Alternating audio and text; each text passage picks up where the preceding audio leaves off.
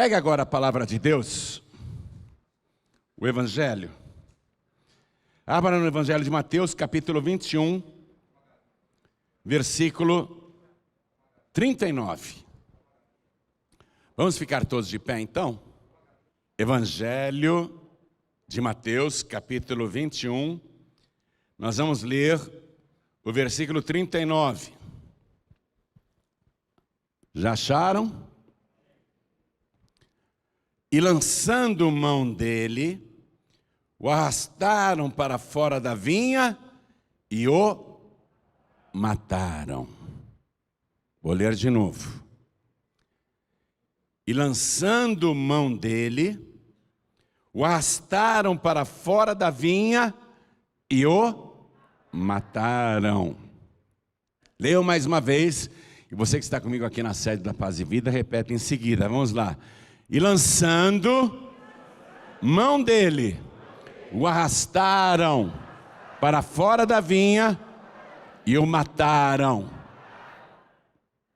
Pastor, o que a palavra está dizendo? Já já você vai entender com profundidade. Mas quem crê nesta palavra que acabou de ser lida? Quem crê que é a palavra de Deus? Eu também creio, então vamos desocupar as mãos e dar para esta palavra a melhor salva de palmas que já ouvimos aqui. E enquanto você aplaude, glorifica a Deus. Olha para o céu, veja pela fé o trono de Deus e aplaude, glorifica. Você que está à distância, glorifique a Deus conosco. Quem está ouvindo pela Rádio Feliz FM, aplauda também. Isso, continua. Pai querido e Deus amado, multidões neste momento estão te aplaudindo e te glorificando. Abre o céu para receber todo este louvor. E sobre cada uma destas vidas, derrama a tua bênção, a tua virtude, o teu poder. Pai bendito, a tua palavra vai ser pregada agora. Ninguém quer ouvir homem algum. Vem o Senhor falar com cada uma destas vidas. Tome o lugar do pregador, tome a boca do mensageiro. Envia a tua palavra com poder e autoridade. E que a tua palavra vá, percorra toda a terra e prospere naquilo para o qual está sendo enviada. Em nome do Senhor Jesus, diga amém, Jesus. Podem se assentar, por favor.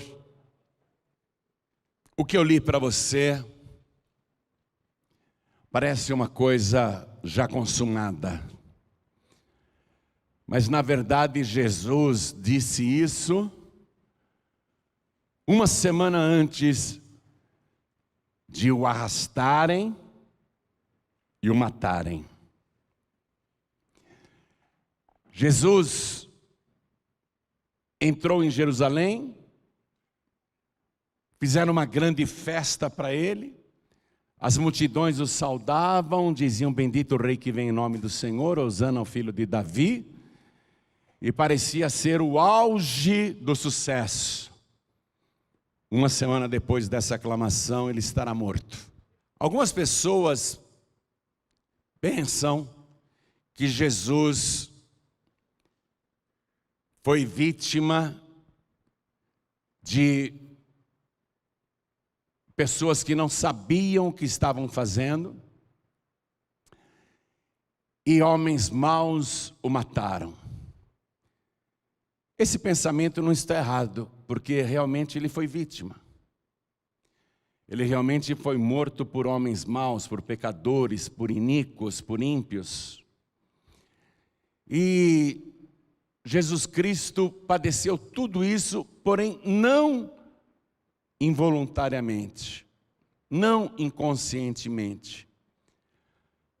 As pessoas de fato não sabiam o que estavam fazendo por desconhecimento da palavra. Porém Jesus sabia perfeitamente e com antecedência tudo que iria passar. Por isso que uma semana antes de ser morto, naquele auge da popularidade, Jesus reúne os religiosos, os discípulos também e as multidões e conta uma parábola que é simplesmente extraordinária, por mostrar o pleno conhecimento que ele tinha de tudo que estava para acontecer com ele, e mais, o que aconteceria inclusive com Jerusalém e com Israel.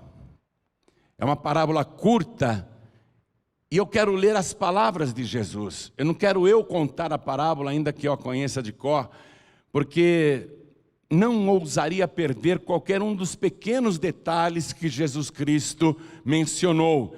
Então, escute, é uma parábola profética. Uma semana antes de morrer, ele conta assim, acompanhe o versículo 33.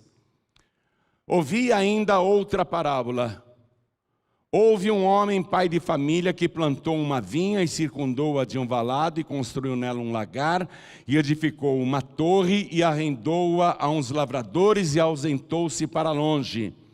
E chegando o tempo dos frutos, enviou seus servos aos lavradores para receber os seus frutos. Os lavradores, apoderando-se dos servos, feriram um, mataram outro e apedrejaram outro.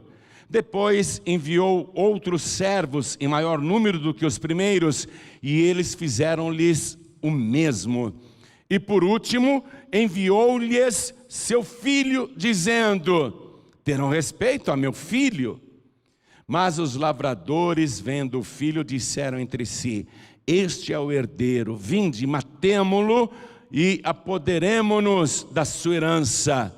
E lançando mão dele, o arrastaram para fora da vinha e o mataram. Aqui, Jesus está falando do que aconteceu no passado e do que vai acontecer com ele em poucos dias. Quando ele disse, um homem pai de família que plantou uma vinha. O homem pai de família nesta parábola é Deus. O pai de família é Deus. Livro do profeta Isaías, capítulo 64, versículo 8, diz assim: mas agora, Senhor, Tu és o nosso pai, nós, o barro, Tu és o nosso oleiro e todos nós obras da Tua mão. Então Jesus está, de uma maneira, chamando Deus de homem, pai de família, mas está se referindo ao seu próprio Pai Celestial, que plantou uma vinha. Como assim plantou uma vinha? Do que ele está falando? Que vinha é essa? Vá comigo no Salmo de número 80, Salmo de número 80, vamos ler o versículo 8. Trouxeste uma vinha do Egito, lançaste fora as nações e a plantaste. Jesus diz, o pai de família plantou uma vinha. O Salmo de número 80 está revelando a chave da parábola. A vinha veio do Egito. Deus que trouxe, o pai de família que trouxe do Egito. Lançou fora as nações e a plantou, isto é, está falando de quê? De Israel. Israel que ele, o pai, tirou do Egito e trouxe para Canaã e plantou ali. Continuando a leitura. Circundou-a de um valado, isto é, os muros em volta de Jerusalém, e construiu nela um lagar. O lagar é símbolo de prosperidade, para saciar as pessoas, onde as uvas são espremidas. E edificou uma torre, a torre que ele edificou, o templo de Jerusalém, e arrendou-a a uns lavradores, o povo de Israel. Deus entregou lá no Monte Sinai, através de um contrato, os mandamentos, e fez um pacto com esse povo, arrendou a nação e ausentou-se para longe. Depois disso, Deus, entregou a palavra dele, já não precisava estar o tempo todo como ele fazia com Moisés. E ausentou-se para longe. E chegando o tempo dos frutos, Sempre chega um tempo e todo tempo pertence a Deus. Lá no livro de Atos, capítulo 1, versículo 7, os discípulos perguntaram para Jesus: é nesse tempo que o Senhor vai restaurar Israel? Jesus disse: não vos pertence saber os tempos e as estações que o Pai estabeleceu pelo seu próprio poder. Então, o tempo pertence a Deus, não aos humanos. Nós temos curiosidade sobre os tempos, mas isso não pertence a nós, pertence a Deus. E a palavra de Deus declara que sempre há um tempo para tudo. Deus, que é o dono do tempo, Ele estabelece um tempo para tudo. Você conhece bem o livro de Eclesiastes, não conhece? Nós vamos ler capítulo 3, versículo 1. Tudo tem o seu tempo determinado, e há tempo para todo o propósito debaixo do céu. Há tempo de nascer e tempo de morrer. Para todos nós, e no caso aqui, o tempo de Jesus nascer foi um tempo determinado por Deus. Cumprindo-se o tempo, Jesus nasceu. E o tempo de morrer. Ia chegar um tempo que Jesus tinha que morrer. Tempo de plantar e tempo de arrancar o que se plantou. Deus plantou Israel, mas Ele vai arrancar.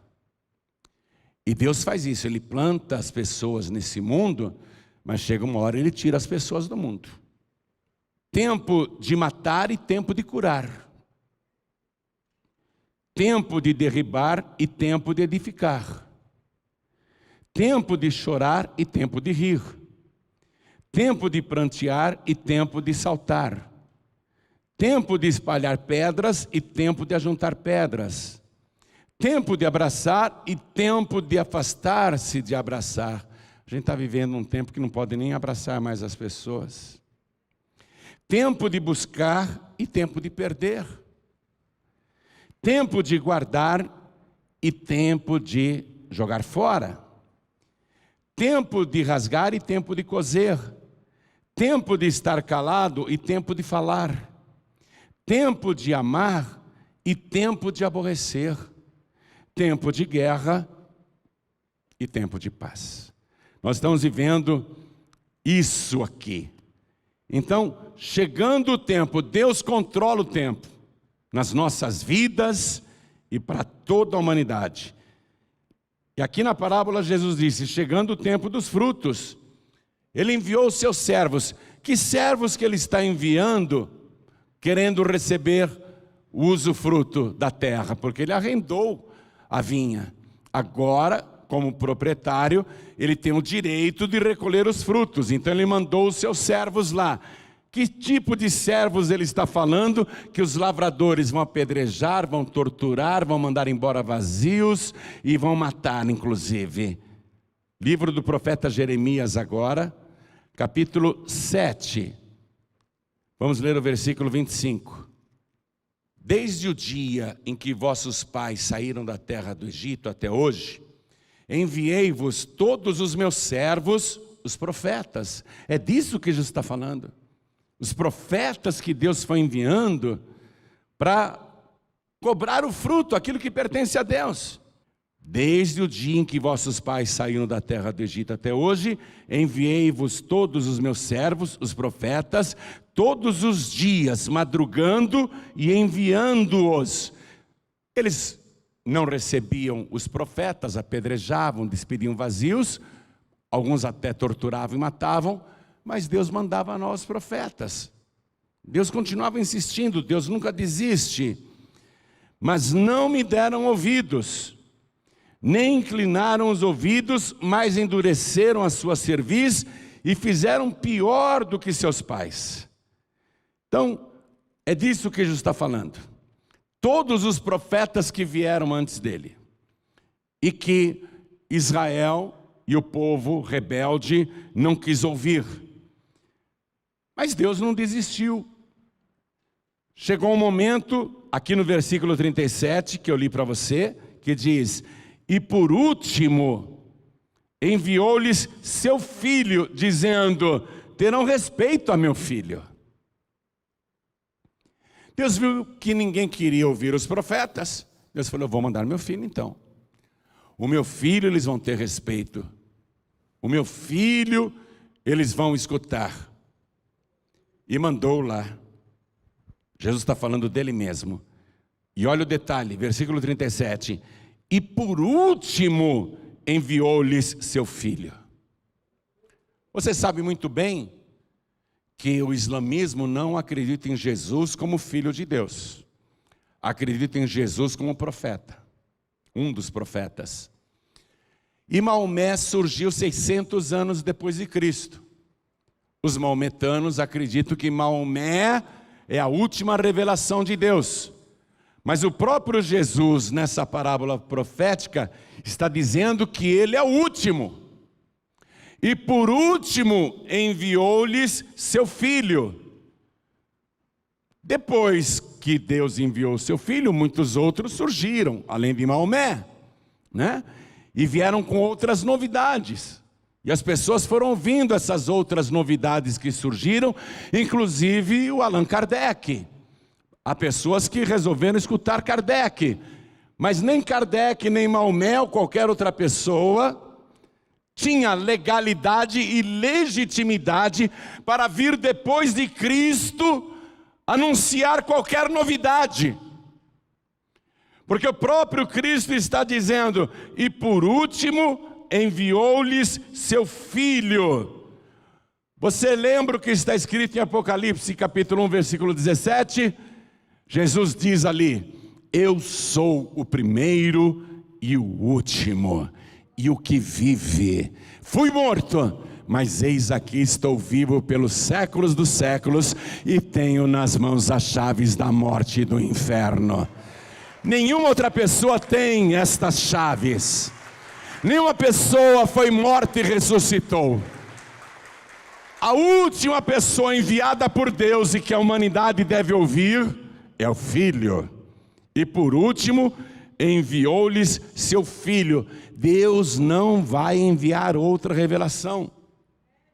O apóstolo Paulo até escreveu, se um anjo descendo do céu vos anunciar outro evangelho, além deste que eu vos tenho anunciado, seja considerado anátema, maldito, porque não haverá outra palavra.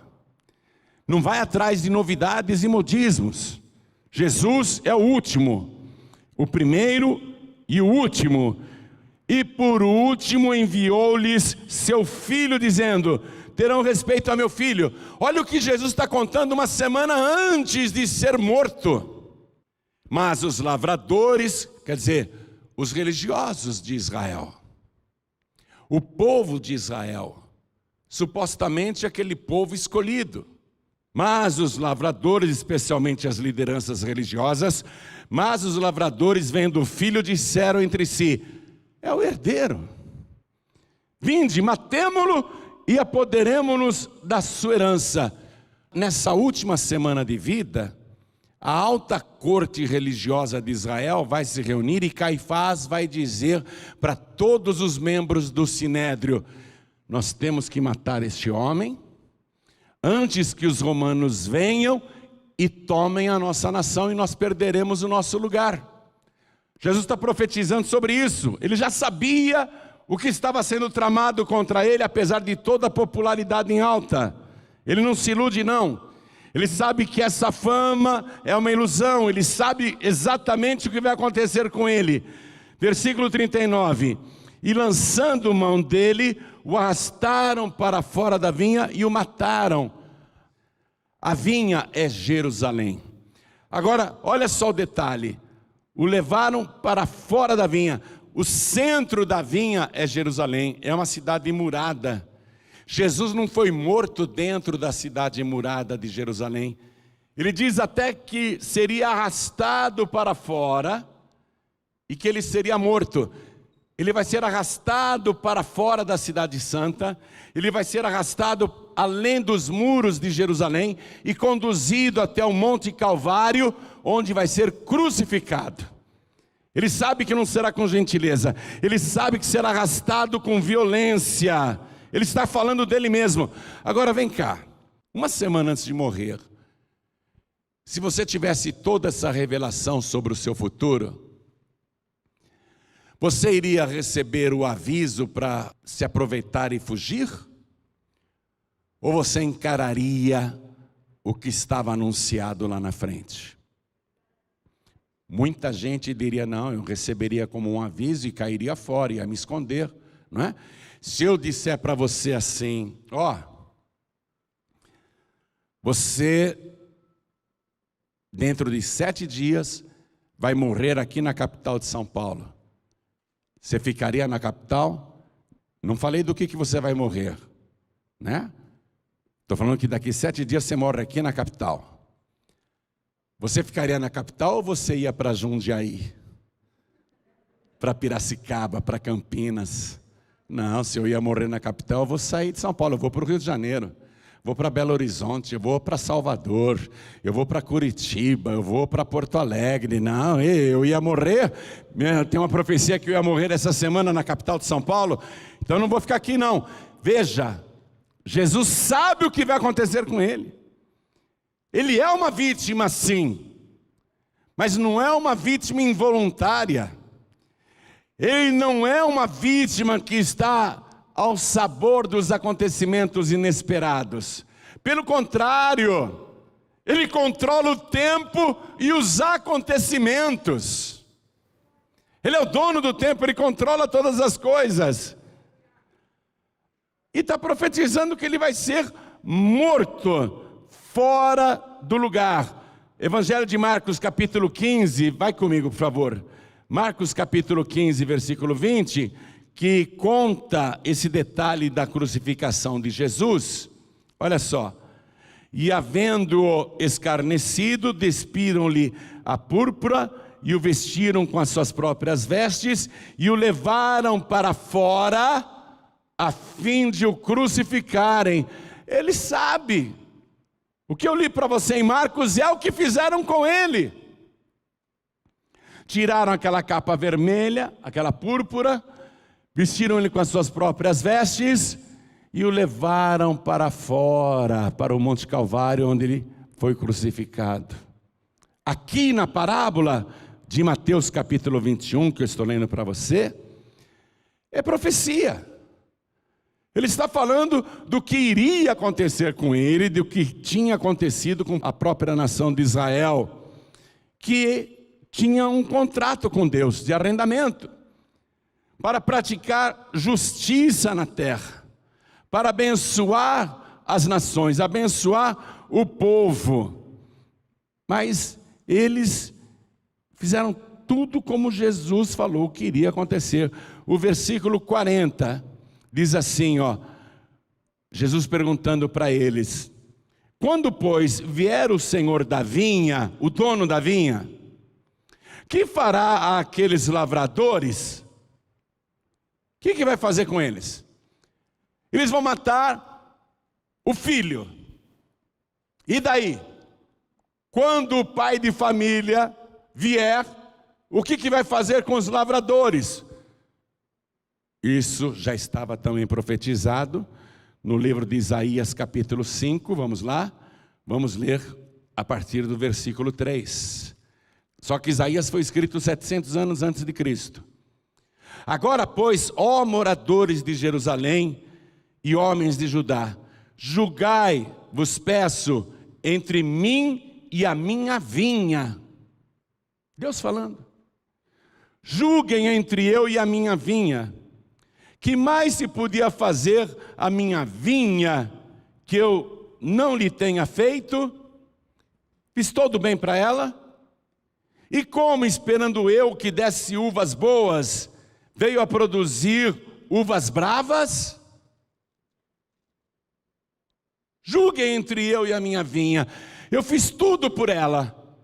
E eu esperava os frutos, uvas boas, mas produziu uvas bravas. O que eu faço com ela? Versículo 5. Agora, pois, vos farei saber o que eu hei de fazer à minha vinha. Tirarei a sua sebe, para que sirva de pasto. Derribarei a sua parede, para que seja pisada. E a tornarei em deserto, não será podada nem cavada, mas crescerão nela sarças e espinheiros, e às nuvens darei ordem que não derramem chuva sobre ela. 40 anos depois de terem matado o filho do pai, o herdeiro da vinha, 40 anos depois Jerusalém será sitiada, destruída e derribada. Não vai ficar pedra sobre pedra. A vinha vai ser destruída e Israel vai permanecer um tempão no exílio. Um tempão, séculos e séculos. Só vai voltar em 1948 agora, recente. Só vai voltar. Ou seja, Israel ficou 19 séculos nessa profecia de Isaías, um deserto. Tudo foi acabado. Jerusalém foi destruída e sitiada. Jesus está profetizando o que já aconteceu e era futuro naquela época, mas para nós já faz parte do passado. Continue escutando essa parábola. Ele perguntou, não é? O que o dono da vinha, o que o senhor da vinha, o que o pai da vinha vai fazer para os lavradores? Os próprios lavradores responderam no versículo 41, dará afrontosa morte aos maus e arrendará a vinha a outros lavradores que a seu tempo lhe deem os frutos. Eles mesmos disseram o que deveria acontecer. Com a própria boca deram a sentença. Jesus fala da pedra que foi rejeitada, ele é a rocha. E no versículo 43, Jesus diz assim para eles, uma semana antes de morrer, escute. 40 anos antes de Jerusalém ser destruída. Portanto, eu vos digo que o reino de Deus vos será tirado, e será dado a uma nação que dê os seus frutos. A uma nação que dê os seus frutos. Você sabe qual é a tradução da palavra nação? Gente. Vai ser dado a uma gente que dê os seus frutos, vai ser tirado deles. O reino de Deus, o reino dos céus vai ser tirado deles. Vamos ver aqui a primeira carta de Pedro, capítulo 2, versículo 9. Já vou terminar a mensagem, mas eu quero que você veja como Jesus estava bem consciente de tudo o que estava para acontecer naquela semana. Primeira carta de Pedro, capítulo 2, a partir do versículo 9, diz assim: mas vós sois a geração eleita, o sacerdócio real, a nação santa, a gente santa. Entenda a nação? Gente, a gente santa. O povo adquirido. Veja, um povo que foi comprado. O povo adquirido para que anuncieis as virtudes daquele que vos chamou das trevas para a sua maravilhosa luz. Vós que em outro tempo não erais povo, mas agora sois povos de Deus, que não tinhais alcançado misericórdia, mas agora alcançastes misericórdia. Nós somos a nação santa, nós somos o povo adquirido. Nós somos o povo comprado, e nós não fomos comprados nem com prata, nem com ouro, nem com dinheiro, nem com tesouro. Nós fomos comprados pelo sangue do Cordeiro, pelo sangue de Jesus, o Cordeiro Santo e incontaminado. Fomos comprados por um alto preço. Jesus disse, vocês vão perder tudo, eu vou dar para outro povo, para outra gente, para outra nação. Eu vou dar o reino de Deus. E olha o que Jesus fala no versículo 44. Isso é para você que rejeita Jesus, para que pare de rejeitar Jesus. E quem cair sobre esta pedra, Jesus está falando dele, ele é a pedra, despedaçar-se-á, e aquele sobre quem ela cair ficará reduzido a pó. Pessoa que cai para cima de Jesus falando mal, que blasfema, essa pessoa vai ser despedaçada. E sobre quem ela cair ficará reduzido a pó. Eles entenderam a parábola de Jesus. Por que Jesus Cristo, sabendo de tudo isso naquela semana, continuou em Jerusalém? Ele sabia que seria preso, que seria torturado, condenado à morte, arrastado para fora de Jerusalém, levado até o Monte Calvário e crucificado. Por qual motivo Jesus não saiu da cidade? Por que ele continuou ali, sabendo tudo o que estava para acontecer com ele? Em poucos dias, dentro de uma semana ele estará morto, mas uma morte terrível, agonizante. Vá comigo no Evangelho de João, capítulo 13.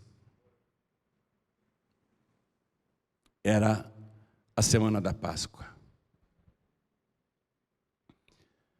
Evangelho de João, capítulo 13, está escrito: ora, antes da festa da Páscoa, sabendo Jesus que já era chegada a sua hora de passar deste mundo para o Pai, como havia amado os seus que estavam no mundo, amou-os até ao fim.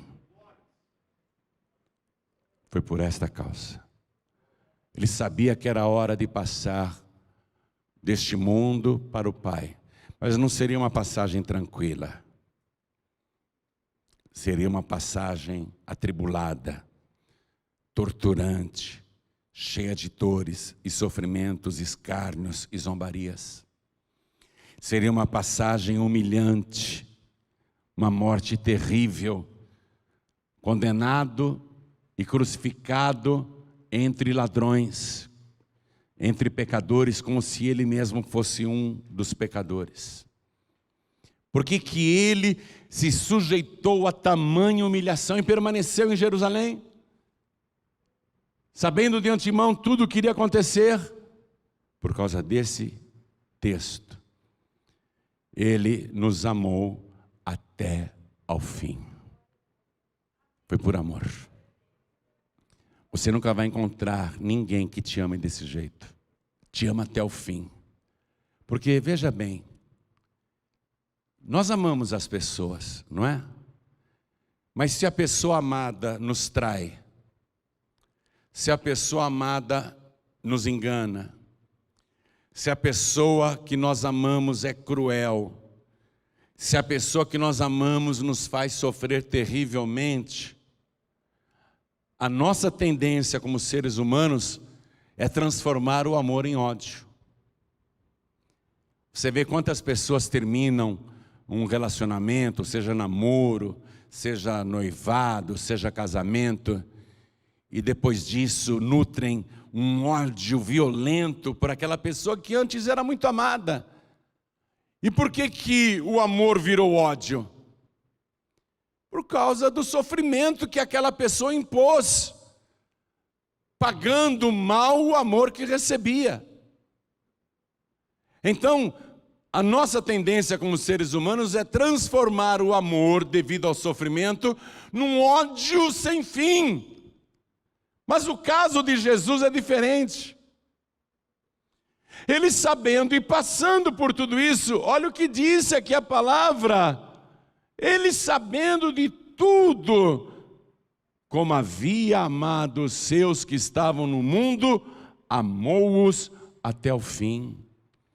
Amar pecadores, porque não foi só aquela geração que matou Jesus, nós também fizemos Jesus sofrer. E ele foi ferido por causa das nossas transgressões e moído por causa das nossas iniquidades. Qualquer pessoa que peca está matando Jesus. Qualquer pessoa que pratica iniquidade está torturando Jesus, está fazendo mal para Jesus. Então, nós todos estávamos ali, matando Jesus. Os nossos pecados estavam ali, matando Jesus. E mesmo assim, tendo cada um de nós feito tão mal a Ele, mesmo assim Ele nos amou até o fim. Ele não transformou o seu amor em ódio, Ele não transformou o seu amor em desprezo, Ele não ficou de mal de nenhum de nós. Pelo contrário, Ele continua te amando até o fim. Mesmo não merecendo, mesmo pecando, Ele continua te amando até o fim. E vou dizer mais, não há nada que você possa fazer nesta vida para que Ele deixe de te amar. Você pode ser o pior pecador, a pior pecadora, e Jesus vai continuar te amando mesmo assim. Não que Ele te aceite como pecador, mas Ele vai continuar te amando mesmo assim. E Ele vai te amar, até que um dia você seja tocado por esse amor e diga: o que é que eu estou fazendo da minha vida? Como é que eu estou vivendo? Se Ele me amou desse jeito e continua me amando desta maneira, é aí que você vai entender o amor de Deus. E quando você compreender o amor de Deus por você, você também vai amar este Deus poderosamente. Vai amá-lo de uma maneira como você nunca amou antes. Deus nunca vai desistir de você, ainda que você tenha se desviado. Eu já fui de Cristo, agora me afastei, eu fui para o mundo, vim hoje aqui, mas estou fazendo muitas coisas erradas. Ou você que está assistindo pela TV diz: eu estou fazendo muitas coisas horríveis. Ainda assim, Ele não deixou de te amar. Ele quer tocar você com esse amor, e quer te restaurar, e quer te transformar em filho de Deus. Por isso que Ele nos amou até o fim. Nunca ninguém vai te amar desse jeito. Tudo estava claro para Jesus. É por isso que eu vou passar por este sofrimento. É por isso que eu serei torturado, arrastado, crucificado e morto. Porque eu quero. Ninguém está tirando a minha vida, disse Jesus. Ninguém tira a minha vida. Eu estou dando a minha vida por você. E eu dou a minha vida porque eu te amo. Porque eu quero te restaurar. Eu quero te transformar num filho de Deus, numa filha de Deus. Como que Deus pega um pecador como eu e transforma em seu filho? Uma pessoa que não merece? Como que Deus pega o pior pecador, a pior pecadora, e ama de uma tal maneira que transforma esta pessoa em seu filho, sua filha? É por amor. Por isso o versículo mais sublime está lá em João 3,16. Porque Deus amou o mundo de uma tal maneira que deu o seu Filho unigênito, para que todo aquele que nele crê não pereça, mas tenha a vida eterna. Ele te amou até o fim para te dar a vida eterna, não para te lançar no inferno. Ele quer perdoar os teus pecados, Ele quer te purificar das suas iniquidades, Ele quer apagar o teu passado, Ele quer escrever o teu nome no livro da vida, e um dia Ele quer te levar para morar com Ele. Ele não desistiu de você e jamais desistirá, porque Ele te amou até o fim. Essa é a causa pela qual Ele não recuou, Ele não fugiu, Ele não desistiu e permaneceu em Jerusalém, contando com antecedência nesta parábola tudo o que iriam fazer com Ele, porque Ele te amou até o fim e continua te amando. Ele não parou de te amar. Você pode se sentir indigna desse amor, mas nós não merecemos mesmo. Ele não nos ama porque nós somos dignos desse amor. Ele nos ama gratuitamente. Por isso que a salvação é um presente que Deus dá gratuitamente para a gente. Não é uma coisa que você recebe porque é bonzinho. Você não irá para o céu porque é bonzinho ou boazinha. Você será salvo, será salva se crer em Jesus Cristo. Se crer que Ele te amou até o fim e deu a vida por você, para te salvar.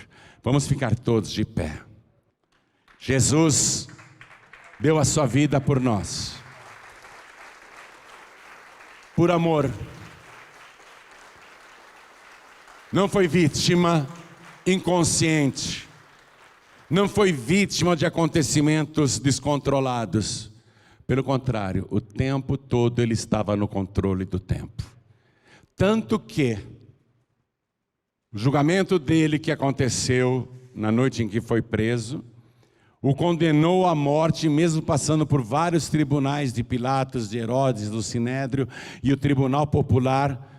Mesmo assim, ele controlou o tempo de uma tal maneira que às 9 horas da manhã, pontualmente, naquela sexta-feira, pontualmente, sem nenhum atraso, às 9 da manhã, ele estava sendo pregado na cruz.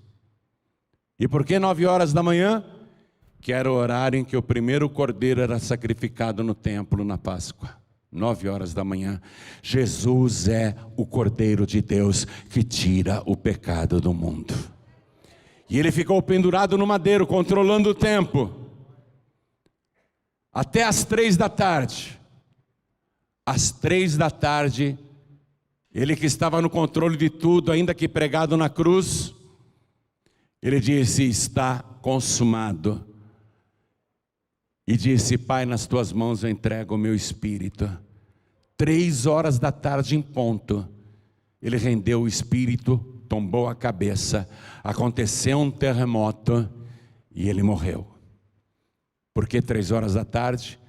Porque era o mesmo horário em que lá no templo de Jerusalém, o segundo cordeiro era sacrificado. Jesus é o Cordeiro de Deus que tira o pecado do mundo. Por isso que não se sacrificam mais cordeiros desde a morte de Jesus Cristo. Repare, o costume foi interrompido por vontade de Israel? Não, por aquele que controla todo o tempo. Israel não sacrifica mais cordeiros na Páscoa. O povo judeu não sacrifica mais cordeiros. Por quê? Porque Jesus, o Cordeiro de Deus, foi sacrificado por toda a raça humana. E foi sacrificado por você. Ele morreu por amor. Morreu e está no controle de tudo. Ele tem tanto controle que te trouxe aqui para dizer: eu te amo e eu quero te salvar. Eu tenho controle sobre o tempo e eu te ofereço agora o tempo da tua salvação. Te ofereço agora o tempo, a tua oportunidade de você ser salvo, de você ser salva. Ele controla o tempo, está te oferecendo essa oportunidade. Não sei se Ele te dará mais oportunidades no futuro. Eu só sei que neste momento, no tempo presente, Ele está te dando esta oportunidade, para você recebê-lo como único, suficiente, exclusivo e eterno Salvador. Não há outro. Podem inventar intermediários e intermediárias para você. Podem inventar outros padroeiros ou padroeiras, mas nenhum deles serve. Porque por último, Deus enviou o seu Filho Jesus Cristo, e todo aquele que nele crer será salvo. Mas tem que crer nele com exclusividade. Então olhem todos para mim. Vou fazer essa pergunta. Quem aqui, sabendo que Jesus, que controla o tempo, está neste tempo exato, te oferecendo mais uma oportunidade? Quem aqui quer receber Jesus como único, suficiente, exclusivo e eterno Salvador? Ergue a mão direita bem alto, todos que querem. E olha quanta gente quer. É o teu tempo de salvação. É a tua hora. Sai do teu lugar e vem aqui para frente em nome de Jesus. Vem para cá. Todos que ergueram as mãos, peçam licença e vem aqui para frente. E vamos aplaudir mais ao nome de Jesus. Vamos aplaudir mais, igreja. Vem para cá, está chegando mais gente. Isso, vem, vem. Quer entregar a vida para Jesus? Então vem, está chegando mais. Vamos aplaudir mais. Filho pródigo e filha pródiga, você viu o que acontece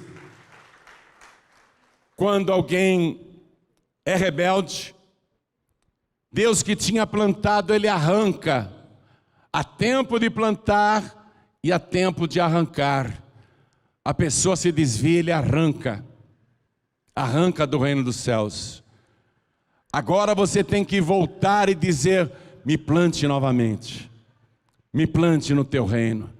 Eu quero ser implantado no teu reino. Então você que está hoje aqui afastado e não tem igreja, sai do teu lugar e vem aqui para frente em nome de Jesus. Todos os filhos pródigos e todas as filhas pródigas, todos que estão sem igreja, vem aqui para frente agora. Isso, venha, isso, vai chegando. Quero chamar todos que estão fracos na fé. Pastor João Ribe, está difícil para mim seguir Jesus nesses últimos dias. É um tempo de tribulação, é verdade. É um tempo difícil para toda a humanidade. Não está fácil, mas nós temos que perseverar até o fim, porque Jesus está voltando. Então você que se sente fraco, fraca e quer ser fortalecido, fortalecida, vem aqui para frente, vem para cá. É um tempo trabalhoso. É um tempo complicado esse que nós estamos vivendo. Mas quem perseverar até o fim será salvo, ele disse. Você que está assistindo esta mensagem pela TV, ou ouvindo pela rádio, ou pelo aplicativo da Feliz FM no seu celular, ou assistindo pelo youtube.com/joãoribe, quer entregar a vida para Jesus, quer voltar para Jesus, se ajoelhe ao lado do teu rádio, ao lado do teu computador, aí ao lado do teu televisor, que nós aqui na frente vamos nos ajoelhar também. Vamos colocar a mão direita sobre o nosso coração. Coloque a mão direita assim sobre o teu coração. E ore assim comigo.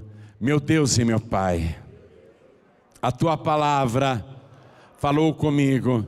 E eu sei que o Senhor, neste exato momento, neste tempo exato, me concede mais uma oportunidade de livramento, de salvação e de perdão.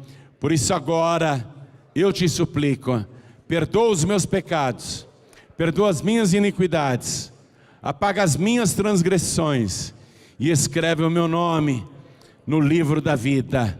E me dê agora, junto com o perdão, a alegria e a certeza da minha salvação, porque eu declaro que o Senhor Jesus é o meu único, suficiente, exclusivo e eterno Salvador para todos sempre. Amém. Continua assim, deixa eu orar agora e toda a igreja vai orar por você também. Pai querido e Deus amado, o Senhor tem o controle de todas as coisas. E o Senhor que tem o tempo aprisionado na tua santa mão, preparou para esta pessoa o tempo da salvação. E neste tempo determinado, ela veio aqui na frente, para se render a Ti e para pedir o perdão. E sabendo que não há mais ninguém além de Jesus Cristo, que Ele foi o último que o Senhor enviou para a humanidade, e não haverá outro, esta pessoa está de joelhos, declarando que o Senhor Jesus é o seu único, suficiente, exclusivo e eterno Salvador. Então, Pai, acolhe esta pessoa agora, perdoa todos os seus pecados e apaga o seu passado. Escreve e confirma o seu nome no teu santo livro, o livro da vida, e dê para esta pessoa agora o teu Espírito Santo, porque os dias que nós estamos vivendo são dias maus, são dias difíceis, muitos estão enfraquecendo e até se desviando, e o Senhor disse, quem perseverar até o fim será salvo. Nós precisamos da tua ajuda para perseverar até o fim, precisamos do teu Espírito para perseverar até o fim. Então nos ajude agora, a cada um de nós, e quando esta pessoa se levantar desta oração, eu quero que a sua vida já esteja totalmente restaurada, e ela se levante não como criatura, mas como filho de Deus, como filha de Deus. É o que te pedimos, Pai, e te agradecemos, no nome santo do teu Filho Jesus, assim seja feito, amém.